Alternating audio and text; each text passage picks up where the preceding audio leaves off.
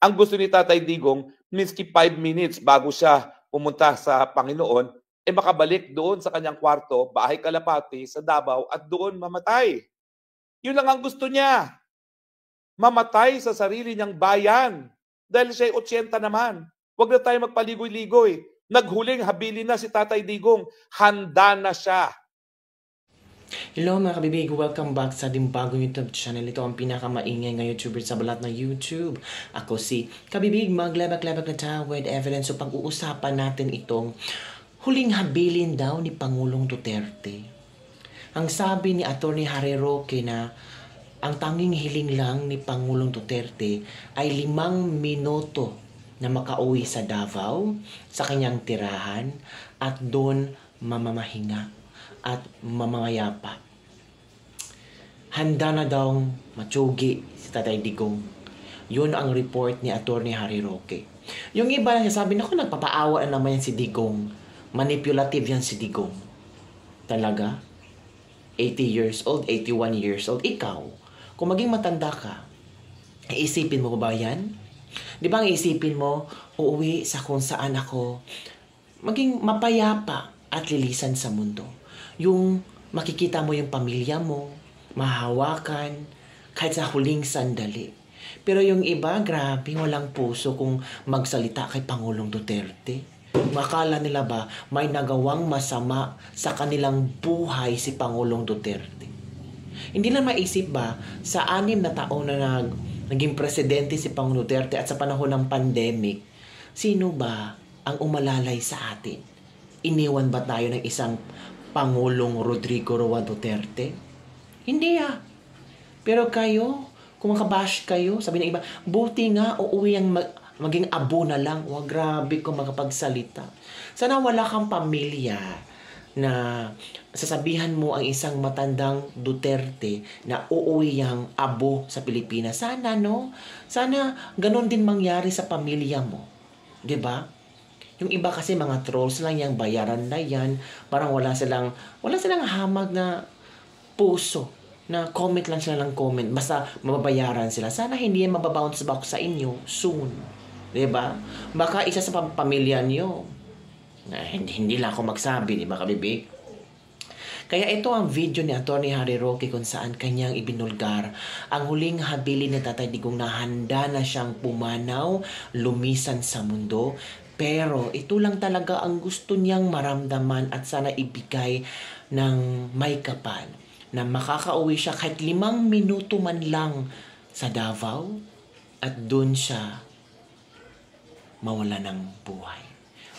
Watch this video mga kabibig. Nakakaantig, nakakaiyak. Basta kung Davaoenyo ka, parang ewan ko kabibig, parang hindi mo kayang pakinggan ang statement ni Atty. Harry Roque. Parang ang sakit-sakit na marinig mo na ito pala yung ang liit-liit na kahilingan. Hindi yung ang gusto ko, yung yaman ko, ganito, ganyan. Hindi. 5 minutes lang na makauwi, makatungtong, makalanghap ng hangin sa Pilipinas, lalo na sa Davao, makahiga sa kayang favorite bed at makita ang kanyang mahal sa buhay. Let's watch this video. Mga Amerikano, bakit hindi pwedeng gawin niyan dito sa Dahig? Nabibigyan lang nila ng ID, hired assassin pala, bibisita kay Tatay Digong, at matapos ang pagbisita, matitigok na si Tatay Digong. Bakit naman nagkakaroon ng ganitong pangamba ang pamilya at ang sambayanan na baka sa puntong ito, gurgurin nila si Tatay Digong? Hindi ba ho, nagkaroon na kasi ng ruling ang hukuman, dahilan kung bakit napagpaliban na indefinitely yung confirmation of charges na hindi na kayang tumayo sa paglilitis ni Tatay Digong. Kaya nga po, nagkaroon, dahil dito sa determination nito, na ito ay dahil sa report ng isang dalubhasa na hindi po kinuha ng depensa, ang detention facility po ang kumuha ng dalubhasa para i-examine ang kakayahan ni Tatay Digong. Kasi siguro, napapansin nila na limot-limot talaga si Tatay Digong. Abay, may mga gamot na dapat inumin yan. Baka hindi na naalala ni Tatay Digong. At saka siyempre, meron nag-uobserba dyan at napapansin na hindi na alam kung anong araw na at mukhang wala na talaga sa tamang pag-iisip. No? Talaga naman dala na yan na katandaan. Hindi naman natin yan dahilan para tignan na parang meron na kapansanan si Tatay Digong. Hindi, tinatanggap natin yan na kabahagi yan ng pag ikaw ay tumatanda. O di ba po? So, ang tingin ko, nangangamba ngayon ang mga bangag na baka mapalaya na on an interim basis si Tatay Digong at maging dahilan na lumakas na naman ang banta ni Tatay Digong laban sa kagustuhan ng mga Marcos na manatili sa pangyarihan forever. Kaya ngayon, tama lang naman na magsuspetsa ang pamilya at ang sambayanan na baka ngayon na may possibility na magkaroon ng interim release si Tatay Digong, mas mabuti pang matigok at magurgur ang Tatay Digong. Hindi naman tayo papayag dyan. Kaya ako, bagamat wala pang eksaktong pruweba kung anong maitim na balak sa kabila nitong surprising visit, consular welfare visit kuno ng mga taga-embahada ng Pilipinas kay Tatay Digong, sang-ayon ako doon sa pangamba ni BP Sara at ng pamilyang Duterte na ito'y kabahagi na isang maitim na balak para gurgurin ang Tatay Digong. Dahil ayaw nilang lumabas sa preso maski interim release. Wala po talagang mga puso itong mga ito. Sa totoo lang, miski mabigyan ng interim release si Tatay Digong, yan ay pagkakakulong, house arrest, sa ibang bayan pa rin, hindi sa Pilipinas. Ang gusto ni Tatay Digong, miski 5 minutes bago siya pumunta sa Panginoon, makabalik doon sa kanyang kwarto, bahay kalapati, sa Davao, at doon mamatay. Yun lang ang gusto niya. Mamatay sa sarili niyang bayan. Dahil siya 80 naman. Huwag na tayo magpaligoy-ligoy. Naghuling habilin na si Tatay Digong. Handa na siya. At kahapon nga, ang sabi ni Ma'am Elizabeth, meron na siyang acceptance kung anuman ang kapalaran niya. Well, syempre, wala naman ako doon, hindi ko siya makausap. Ang sasabihin ko, Tatay Digong, huwag ka masyadong maabala. Kahit dahil ako, sigurado na ako, dahil Panginoon na ang gumawa ng paraan na ikaw ay magkaroon ng interim release. Bakit? O di ba? Limot-limot siya. Sino ba ang gumawa na kay Tatay Digong na maging limot-limot? Di ba Panginoon yan?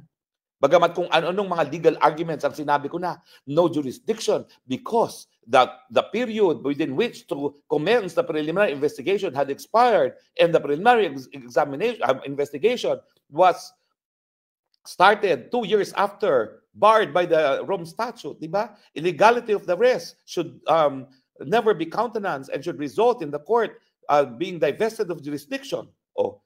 Maraming mga ganyang legal jargon. Ang sabi ng Panginoon, gagawin ko na express. Sige, ito na. Gagawin ko na siyang limot-limot. At talaga namang, nung day 1 pa lang na dinala na siya dito sa Dahig, sinabi ko naman po, limot-limot na si Presidente. Dahil nag-uusap kami niyan sa telepono, paulit-ulit ang sinasabi sa akin. Dalawa po silang ganyan. Si dating Presidente Erap Estrada at si Tatay Digong. Iyon na nga, kabibig. Nakakalungkot lang isipin na ewan ko kung mapagbigyan ba si Pangulong Duterte sa kanyang kahilingan. Ewan ko kung meron ba bang mga tao na tawag dito, may puso. Lalo na ang ICC, ewan ko Basta pera talaga ang kalaban mo. Wala talagang mangyayari, mga kabibig. Diba? Ito nga si Colmenares, oo.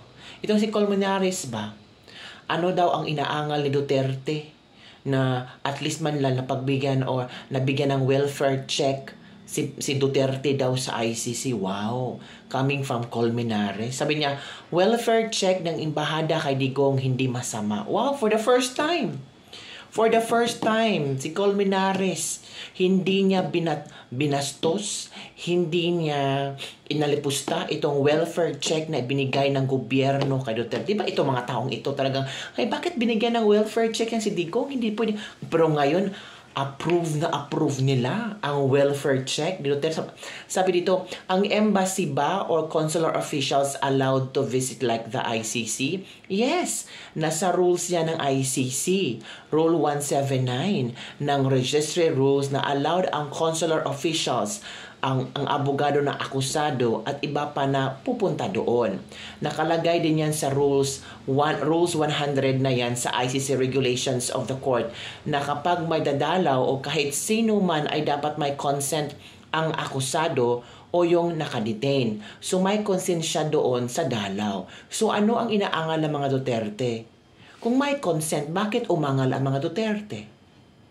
Kung may consent, bakit si VP Sara ay talagang nagbigay ng official statement? Di ba dapat tahimik lang si VP Sara kasi may consent sa kanyang ama? So it means walang consent. Hindi nga alam ng abogado. Hindi nga alam ni Kaufman na meron palang dumalaw. Kasi kailangan ipaalam yan ng abogado. Ewan ba itong si Colmenares lang? Maka-comment lang ba? Di ba? Maka-comment lang. Ano bang inaangal ng mga Duterte? Meron talagang dapat iangal. 81 years old yan. Matanda na. May sakit pa.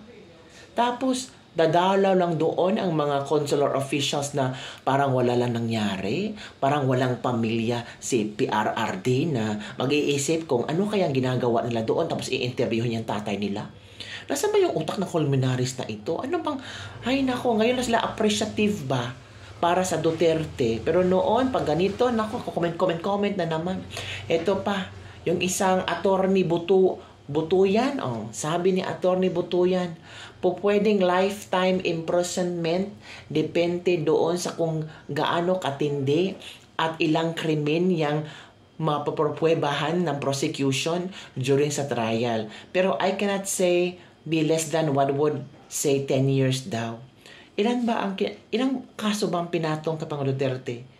3 case murder lang.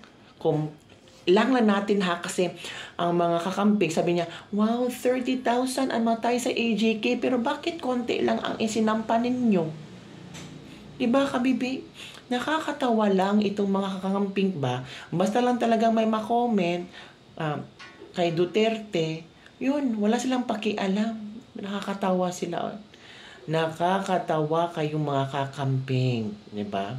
Kaya nga, yung iba, dinidedman na lang itong mga kakamping ko. Oo, dinidedman na lang sila. Let it be na lang kung ano mga sasabihin nila kasi alam naman natin na ganoon talaga sila. Puro kontra sa mga ano kaya nagawa ng mga kakamping sa mga Duterte, no? Bakit kaya pilit lang kasi kabibig, baka sabihin nila Bisaya, alam mo naman mga kakamping, mga feeling righteous, feeling intelligent, ayaw masagasaan ang kanilang inner intelligence. May inner intelligence ba? Yung pagiging feeling nila superior sila. Tapos nakikita na ang isang Bisaya, ang aangat, ayaw na mga ganyan sila. Uy talaga, meron pa rin, existing pa rin yan. Sa modern na panahon ngayon na more on AIs na tayo, tapos ganun pa rin ang klaseng pag-iisip meron ang mga kakamping na let me educate you kasi mali-mali ang mga impormasyon na kuha mo. Hayaan mo lang kami kumuha ng impormasyon, mali-mali pa rin. Grabe naman kayo ka, feeling entitled, feeling intelligence. Kaya nga sabi ng isang kakamping ba, may nabasa ako, noong sukang-suka tayo kay BBM, pero bakit ngayon tila papunta na tayo na magiging pro-BBM? Oo nga, sukang-suka sila kay BBM nung tumakbo. Magnanakaw, mordere, kung ano-ano mga sinasabi nila kay BBM. Pero ngayon, mahirap nilang sabi na Marcos resign. Bakit? Natatakot sila na si VP Sara ang upong presidente. Alam naman natin, pag si VP Sara upong presidente, mawawala yung kakamping na yan. Let's go back mga kabibig na sabi dito, Rody Duterte faces 10 years to life in jail if convicted. From ICC lawyer Butuyan. Sabi ni Butuyan, ito daw yung sabi ni sabi dito, in an interview on Agenda Billionario News Channel Primetime Newscast, broadcaster Corina Sanchez inquired about the 3 cases recommended by the ICC Prosecutor's Office to the pre-trial chamber. Sabi dito, 3 counts ng crimes against humanity of murder yung isinasampa ng Office of the Prosecutor at hinihimay nila into 3. Una-una yung mga mga killing noong majority periods pang Duterte from 2013 to 16, yung mga case sa Davao, yung isang count. Yung pangalawang count, itong Operation Double Barrel, ito yung mga high value targets. Ito yung sinasabi ng mga pushers, mga manufacturers at mga drugs. Pangalawang count yon. Ang pangatlo at tatawag na Operation Tukhang. Ang sabi naman ni Butuyan, ang maganda dito dahil hindi na kailangan ma-convict si Pangulo Duterte ng 3 counts. Kahit isa lang ay napakalaking bagay na. Hello? So dapat daw, kahit isa lang doon sa isinampa ng ICC prosecutor, dapat talaga ma-convict si Digong. When asked about the penalty, pwedeng lifetime imprisonment, depende doon sa mga kasong gaano katindi at ilang krimen yung magpopruebahan ng prosecution during the trial. Pero it can't be less than, I would say, 10 years. Oh, yun ang sabi ni ICC pre-trial. Yun ang sinabi ni Butuyan. Iba talaga si Butuyan, no? Basta galit-galit sa mga Duterte. Ganon talaga. Pero tingnan nyo ang mga isinampa. Una, yung naging mayor si Duterte na meron daw mga kaanik-anik na mga pinapatay ni Duterte. Pangalawa, yung pagsumpo ni Duterte sa mga drug pusher, manufacturers ng drogas. Pangatlo, yung tukhang. Nakita nyo itong mga 3 counts of murder ni Duterte ba? Ano ang malaking impact nito sa mamamayan, sa bansa natin? Diba that time, sobrang tahimik ng bansa natin sa panahon Duterte? Ay, yung friend ko nga na Addictos Benedictos, nung umupo si Duterte, nako, biglang tumaba. Ba't tumaba ka? Kasi I stop using eh. Bakit? Takot ako matukhang. Maraming natakot sa matukhang. Oy, nagbagong buhay sila. Marami ka, bibi.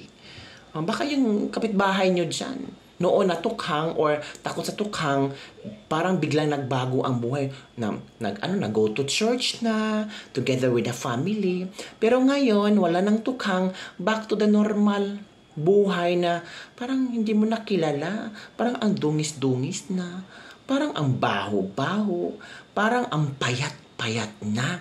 At ang mata ay nanilisik at ang pulang-pula.